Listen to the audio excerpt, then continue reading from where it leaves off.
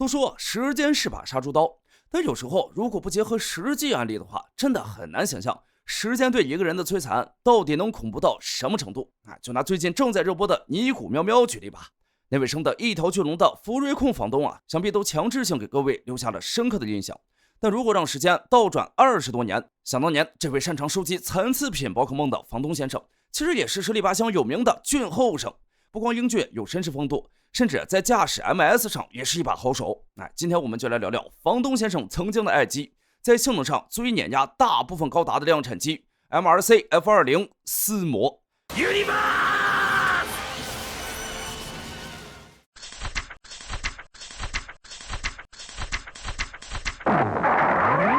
得益于如今财团 B 将道 A 高达粗暴地划分到了 UC 系列之中，在巨大的时间跨度加持下，只看机体硬件配置的话，恐怕宇宙世纪里90%主角高达都比不过思魔这台来自遥远未来的量产机。至于剩下的那一成，基本也都是些什么结晶的兽、逃逸的鸟、推石头的牛之类不纳入常规讨论范围的神棍动物朋友了。不过虽然本身是量产机但思魔在动画故事发生的时间点似乎已经无法量产了。因为就像所有背景故事设定在遥远未来的故事一样，道 A 中强大黑科技的来源往往也都是考古。虽然在月光蝶造成的纳米机器人危机之后居住在月球的月之民和地球不同，依旧保持着极高的科技只不过为了在月球生活下去，这些技术中的大部分都被用在了维持生存环境上。没有外敌存在，军事技术自然遭到了冷落。随着时间推移，衰退停滞，思魔之类的机体大部分都是在黑历史降临之前开发的东西也就是说如今已经闭店了，仅剩的这些限量款实物都被编入了迪安娜女王的亲卫队。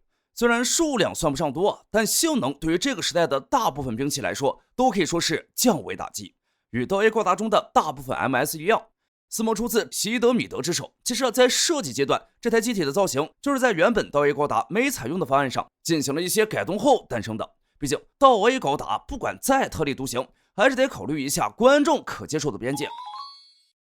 尤其是对于高达这样一个当时已经延续了20年的系列来说，保守的粉丝更是比比皆是。新高达不被认可这种事情看看当年的武斗传便是了。因此虽然富野很中意席德米德的设计，但作为主角机来说，这样的设计对于当时的日本观众来说还是太过前卫了。只不过就此丢掉也相当可惜于是富野便让席德米德以道 A 废弃的设计为基础，调整了脑袋等部位作为新 MS 的造型使用。相比略微受到传统高达印象束缚的主角机道 A 高达，其他量产机以及最终 BOSS 道 X 的设计工作就基本让席德米德可以大展拳脚自由发挥的地方了。在他的草稿里，思魔甚至被爱称为思魔高达。在席德米德看来， MS 这个概念与其说是机器人，不如说是装备了手脚的太空机械。因此在躯体部分，他想要设计出紧凑重轮廓而轻细节的风格。至于最重要的头部，则是直接在光滑的蛋形头盔上切割出黑色的缝隙与几何图形。这是为了刻意避免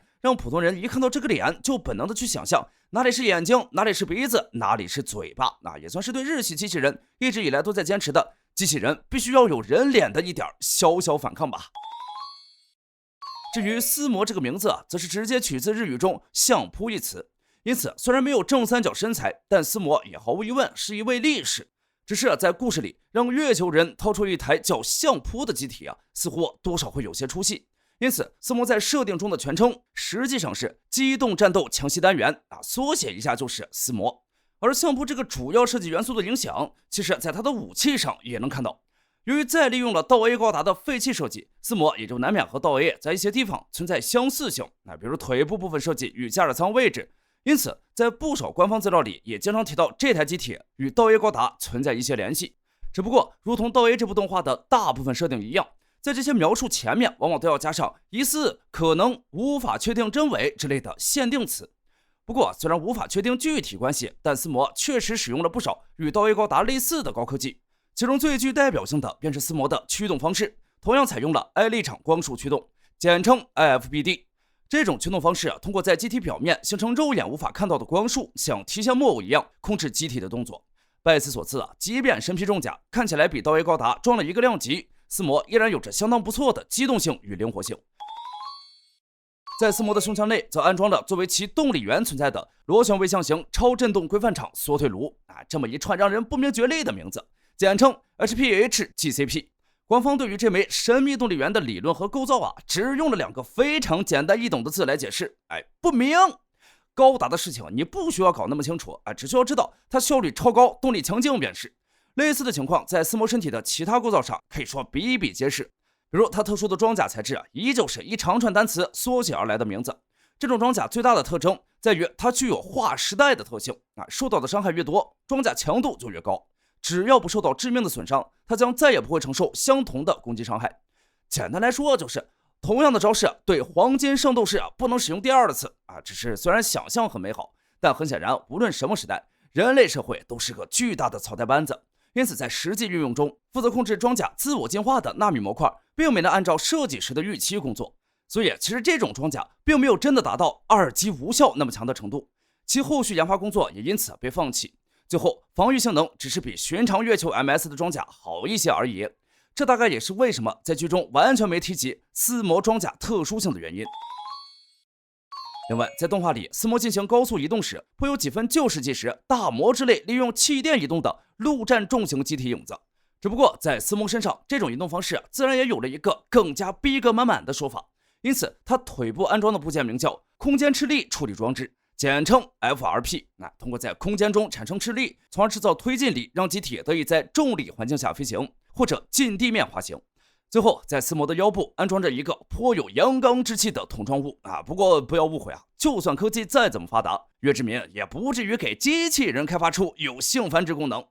这个圆筒就和道 A 高达一样，是球形驾驶舱的收纳单元，内藏着一个标准的全周天驾驶舱。在驾驶员需要搭乘机体时桶状物的下端会打开，通过线缆将球形驾驶舱放到地面。驾驶舱内则有与道 A 高达类似的学习系统，让机体可以学习驾驶员的驾驶癖好，从而简化机体的控制。武器方面，宇宙世纪那些标配的武装在斯摩身上一个也看不到，相对的则是一些颇具月之民特色的武器首先斯摩的主力武器并不是常见的光束步枪，而是2把有着环形握柄以及熨斗一般枪身的光束手枪。由于斯摩作为亲卫队机体，设计上还是偏向格斗战，因此选择了更为灵活的手枪作为主力设计武器。不过这2把枪似乎并不是斯摩的原配武器，而在考古出来之后，由月之民的技术部门为他新开发的专用武器。而在格斗战中，斯摩则会掏出一把军配型热能斧，这个奇怪的造型来自于一种旧世纪传说中的格斗技。在进行战斗时，裁判手中的扇子，想必各位也已经猜到了，这种已经变成传说的格斗技其实就是相扑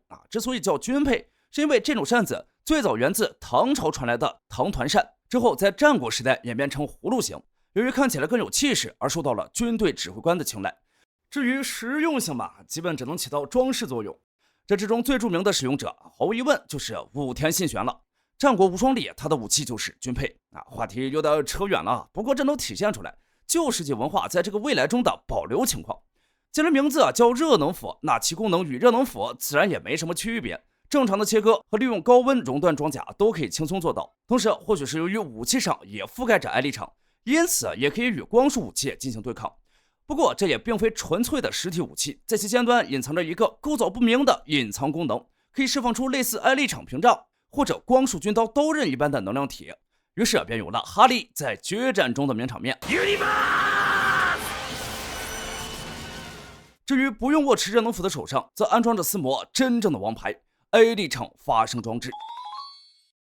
虽然名称类似，但在实际运用的效果上要远比 UC 的同类型装备好，不仅攻守兼备，同时还有不少奇妙的效果。简单来说，这个全套一般的装置不但可以生成艾力场屏障，还可以将其增幅投射，不再是简单的包裹机体进行防御，还能直接像撒网一般拦截远程攻击，甚至抓住光束将其无效化。而在最后的决战中，斯摩编队的用法则更让人眼前一亮，数台斯摩一起释放艾力场屏障，封住了道 X 的行动，然后由哈利的金斯摩施展最后一击。若是寻常机体恐怕根本扛不住这么一戳只可惜敌人是道 X， 非但连其涂装都没刮花，反而被他吸收了能量。只能说山外有山，黑科技之上还有更离谱的黑科技。这句不明不白的也是著名的副业迷台词之一。而对面的玉大将金卡拉姆也不是什么普通人，既然对方用迷台词攻过来，那就只能用迷台词挡回去了。于是便有了同样意义不明的台词。由于此前道 X 一直没有发动过月光蝶，因此不少观众认为正是这里吸收了数台四魔的能量，才让道 X 的月光蝶得以彻底激活只不过实际到底如何就不得而知了。巧的是，玉大将的声优是各种意义上都深受傅爷喜爱的子安五人，并且此前也出演 W 中的面具男杰克斯，因此这里也算是新老面具男之间的对决。由于子安五人的演技过于有魄力，这句月光蝶也成了玉大将日后的标志性台词，实在是紧张刺激的迷台词攻防战至于金丝魔的驾驶员，便是我们房东先生的前世女王亲卫队队长哈利上尉了。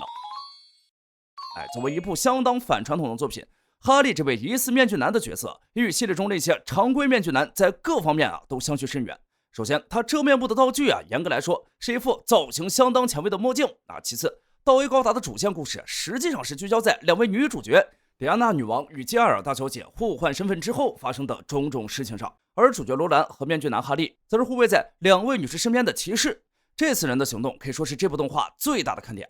什么？你问我二小姐呢？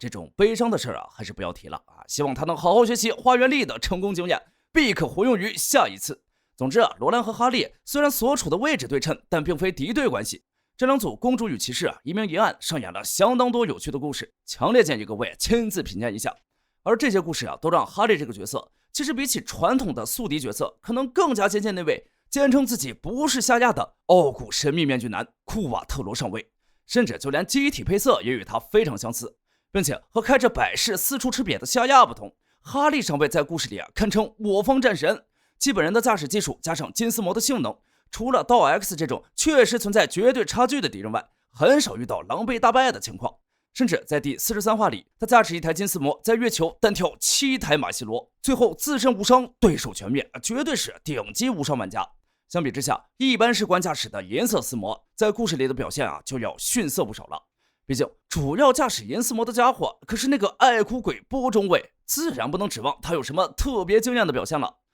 最后再插一句题外话，虽然声音和行事风格都相当老成，不过哈利上尉在设定中似乎只有19岁。虽然对于有着冬眠基础的月之面来说，这个年龄似乎也并不奇怪，但在此之上，哈利上尉居然还是一位已婚人士，只不过已经离婚，前妻的名字叫阿曼达，他甚至用这个名字来给自己的座驾命名，